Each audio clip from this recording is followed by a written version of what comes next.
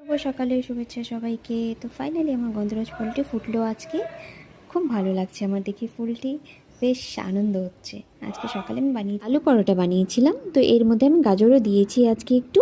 আর এতে আমি আজকে কোনো পেঁয়াজ ইউজ করি। কড়াইয়ের মধ্যে তেল গরম করে ওতে আমি ফোড়নে দিয়েছিলাম জোয়ান আর কালো জিরে। তারপরে এটিকে একটু নাড়াচাড়া করে এর মধ্যে আদা কুচি আর কাঁচা লঙ্কা, গাজর, ধনেপাতা সব কিছু দিয়ে ভালো করে মিক্স করে এতে রেগুলার মশলা যেটা হয় ধনে পাউডার, জিরে পাউডার, লঙ্কা পাউডার আর গরম মশলা দিয়ে ভালো করে নাড়াচাড়া করে দিয়ে এর মধ্যে বয়েল করে রাখা আলু দিয়ে দিয়েছি। তাতে সামান্য পরিমাণ লবণ, হলুদ দিয়ে ভালো মতো নাড়াচাড়া করে ভেজে এটিকে নামিয়ে নেব।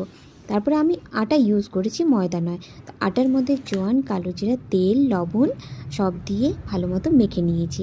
তারপরে লেচি কেটে ওর মধ্যে পুর ভরে নিয়ে ফ্রাই করেছি আমি সর্ষে তেল দিয়ে। একবার সর্ষে তেল দিয়ে নিশ্চয়ই ফ্রাই করে দেখবেন, খুব ভালো লাগে খেতে।